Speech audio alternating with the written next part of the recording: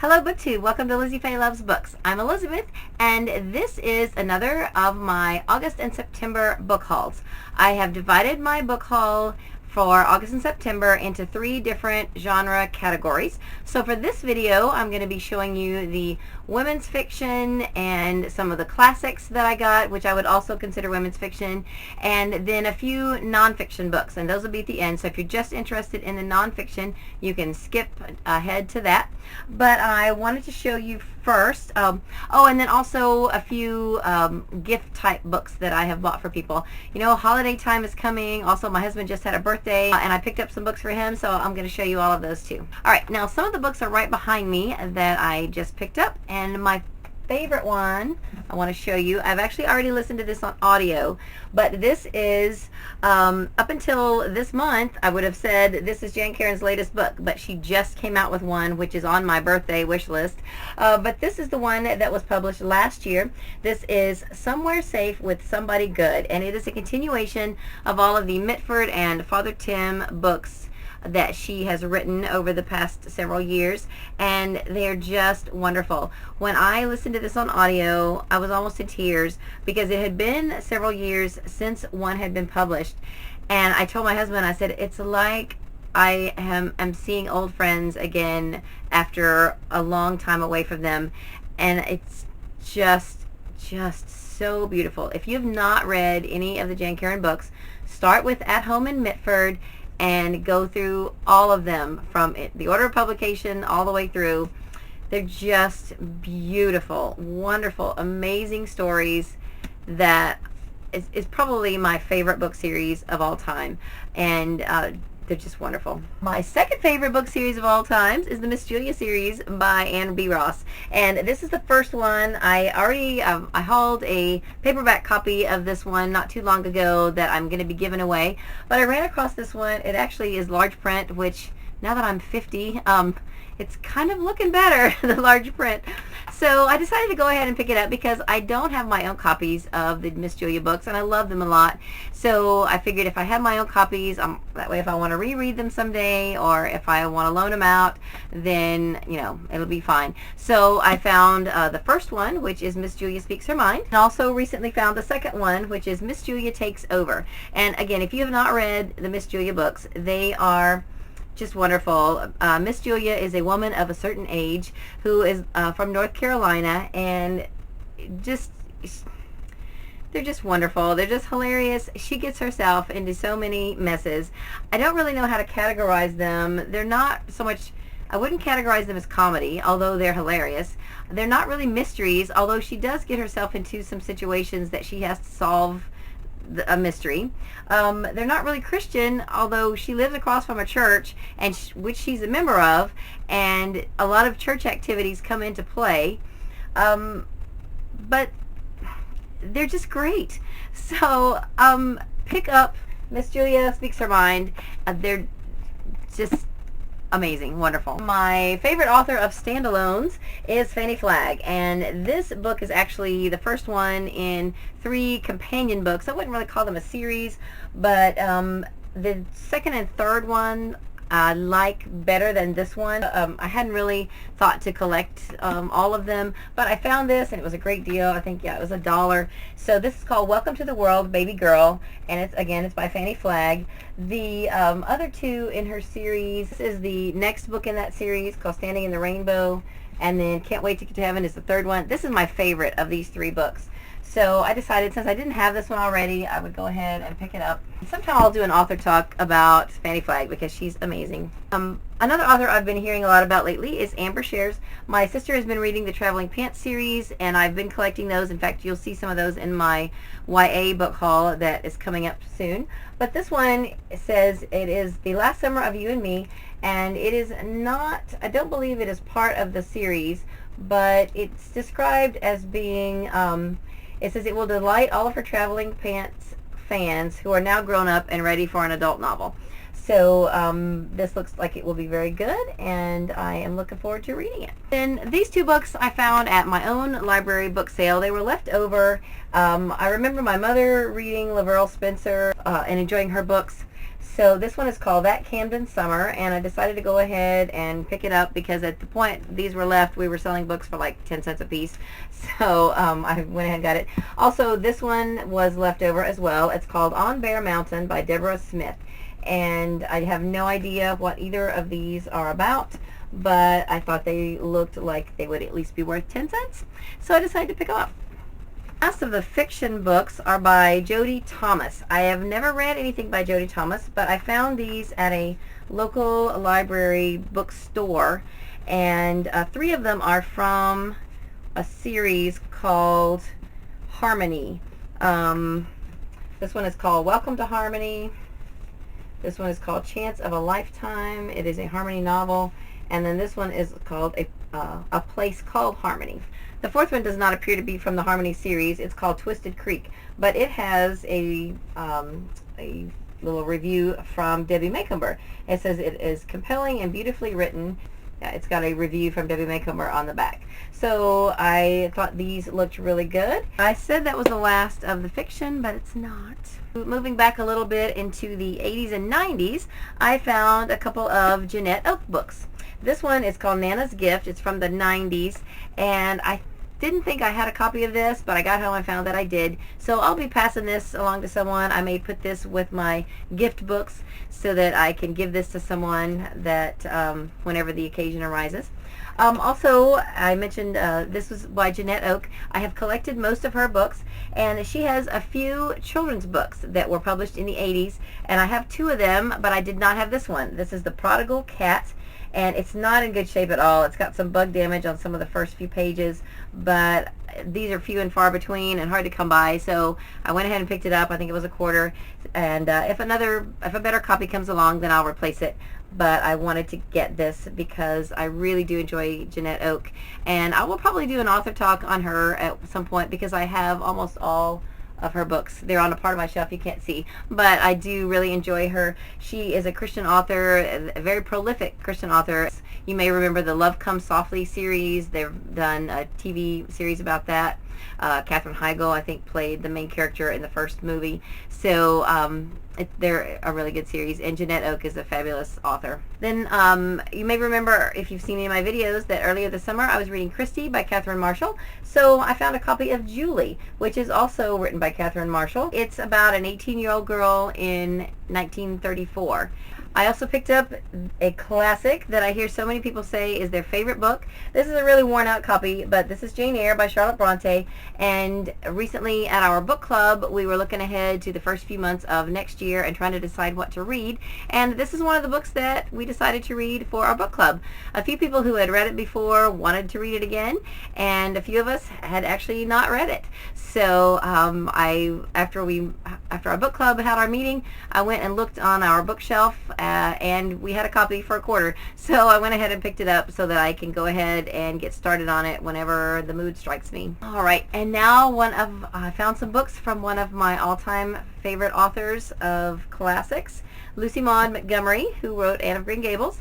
I found 2 of her short story books. Now I believe I've read everything that's been published by Lucy Maud Montgomery, and I had checked out what I could from the library, and several years back I was able to comb a lot of local bookstores and found copies of the ones that the libraries didn't have, and I donated them to the library. I didn't realize at the time that libraries continue to weed stuff out. So as these paperbacks got older and heavily used, they didn't keep them.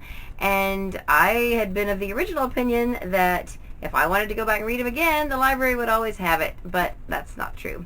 So now I've been on the lookout again for some of these books because I would like to be able to read them again, and I really, really enjoy everything by Lucy Maud Montgomery. The only one, she has one of her short story books are more of the creepier stories, and those are a little, like, not really my favorite.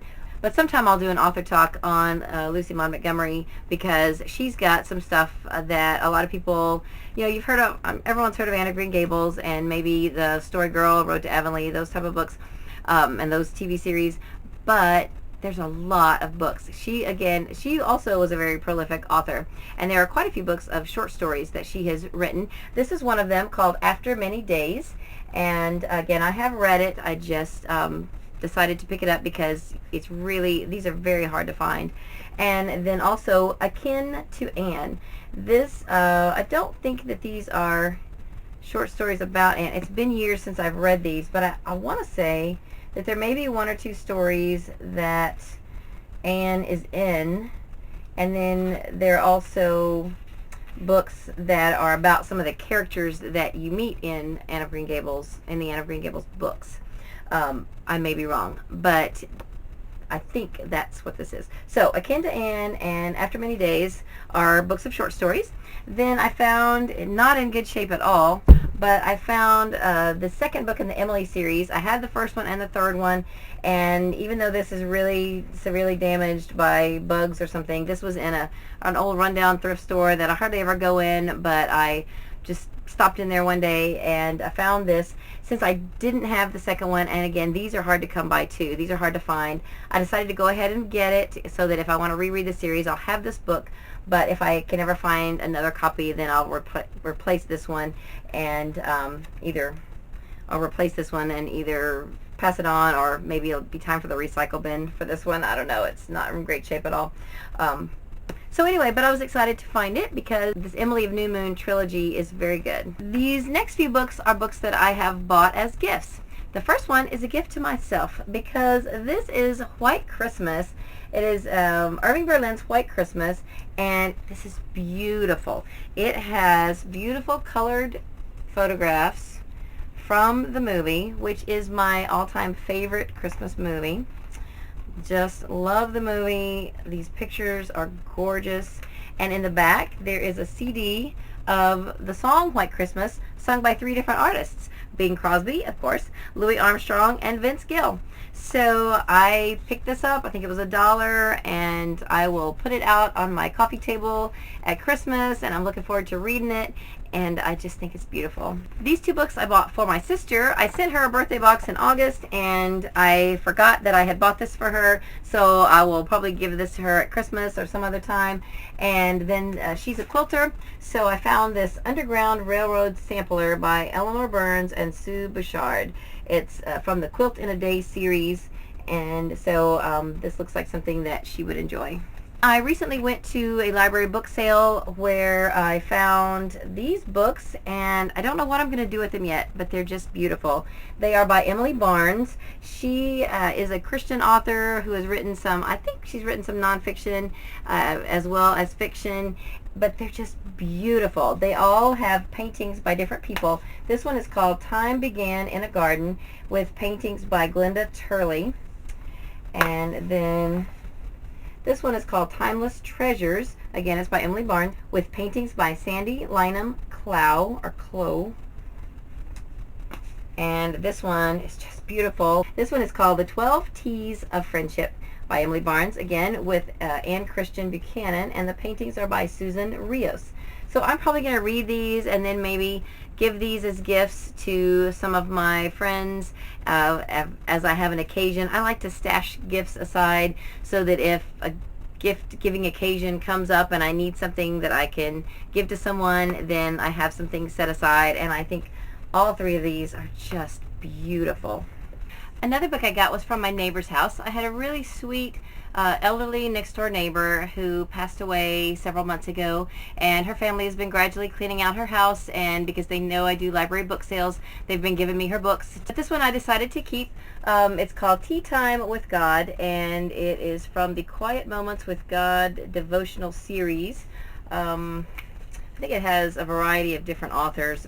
But it's so pretty that I decided I would read it before I either donated it or passed it on to someone else. You may be able to tell by now that I have a weakness for anything that's beautiful, girly, tea related. Even though I'm more of a coffee drinker than a tea drinker, I just love how beautiful these types of books are. And I also have a weakness for dishes. Maybe, of course, that's a whole nother channel. But I was thinking about starting a channel of my other types of girly collections, like all my dishes. But anyway, that's another day. My mother-in-law has a room in her house that is all decorated in lighthouses, so I decided to get her the Lighthouse book, kind of a coffee table book, by Samuel Willard Crompton, photography by Charles J. Ziga. I am fascinated with lighthouses. Here in Florida we have several, so I think they are really neat places to visit, and I thought this book would be fun to take a look at. Everything for women's fiction and classics and my gift books.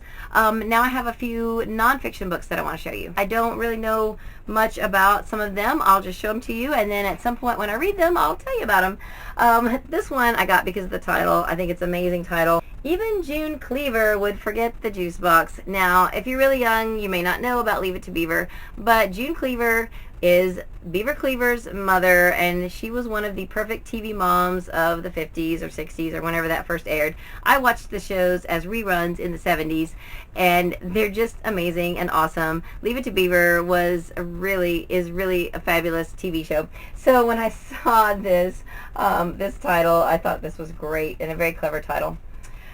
This one I got because we do have a daughter with autism and one who doesn't, and this says Topics in Autism, Siblings of Children with Autism, a Guide for Families, because there is a different dynamic in families that have a child with autism, so it can be tough on the siblings, and so I'm going to be interested to see what this author has to say, and maybe what advice or recommendations that they give. Here is a fun book I picked up, Pot Liquor, Pulley Bones, and Peavine Hay by Faye Brown. And Faye spells her Faye just like I spell my Faye, my middle name Faye. So this looks like just fun Southern humor, just hilarious, and it's the type of thing that I really enjoy. A lot of little short stories and funny vignettes, so I'm really looking forward to reading this. Some books I picked up for a friend of mine. I already have a copy of this, and she was asking me about Atkins. My family have been on Atkins for quite a while now, since January, and I believe this particular friend that asked me about it is also a diabetic, and I'm not, so I thought she might benefit from this Atkins for Diabetes book, and so I thought I would pick these up for her. This is a book I heard Reagan on PeruseProject talk about not too long ago. I need a book for the Ultimate Reading Challenge that makes me cry, and from what she described about this book, I am pretty sure this is going to make me cry. This is about a young girl sold into sex trafficking and sex slavery. I'm not sure I want to read it, but Reagan made it sound like that it was really a powerful book and something that we need to be aware of because it does happen. So I found a copy of this just a week or two ago and decided to pick it up. I have no idea what this is about. Little House on the Freeway, Help for the Hurried Home, forward by Gary Smalley. I have read some other Gary Smalley books. It's by Tim Kimmel, and I like to read organizing books, and I like to read things that are of use for home life, and I thought this sounded really good. I'm very susceptible to fun titles, so I thought this sounded like a fun book title, Little House on the Freeway, so had to pick it up. My husband just had a birthday, and so I picked up some books for him. Life is Tremendous by Charlie Tremendous Jones. He was recently reading a book that had some quotes from Charlie Tremendous Jones. I thought he might enjoy reading his book. Then I picked up two really nice Florida books. I got these at a thrift store. It was a privately owned thrift store. Usually prices are higher at a privately owned thrift store, but I think he only charged me a quarter or 50 cents a piece for these. One is The Book of the Everglades by Susan Cerulean, and then this is a nice hardcover book of Albert's Florida by Albert. All right, so Albert was a reporter for the Miami Herald from 1970, from the 70s to the 90s, and this is a book he wrote. It's just the kind of thing that my husband enjoys, I think, and so he didn't have a copy of this, so I thought he would enjoy these books. And then a friend of mine from the Friends of the Library gave me a book. This is called Notes from a Sojourner by Margaret Gunther, and I'm looking forward to reading it. It's kind of a devotional book. It has some little short stories and devotional type stories in it, And so I'm going to put it by my bedside and read a little bit in it each night. And then one more book that a friend gave me. I'm not sure if she gave it to me or loaned it to me. I will definitely offer it back to her when I finish it. But this is a poetry book, Do Something Beautiful for God by Edna Abbott. I think this is self-published, so it says you can buy this at www.poemsofjoy.com if you are interested, but I think she has several poetry books out, and they are Christian poems. So if you are interested in something like that, take a look at poemsofjoy.com. So a friend of mine read it. She said she enjoyed reading one or two each night until she finished it, and thought I might enjoy them. So that's it for my women's fiction, my classics, and nonfiction. I have 2 other book hauls for August and September. One I've already uploaded, and one I'll be loading pretty soon after this. My first book haul for August and September was my Cozy Mysteries, as well as an unboxing of a prize I won from What Cristi's Reading. And then also coming up after this will be the YA and middle grade books that I have accumulated in August and September. So I hope you'll stick around. Please subscribe. I would love it if I could do a 100 subscriber giveaway. And so if you are watching this video and you have not subscribed, I hope you will. So I hope I'll see you back in my next video. Meanwhile, read a good book, and God bless you.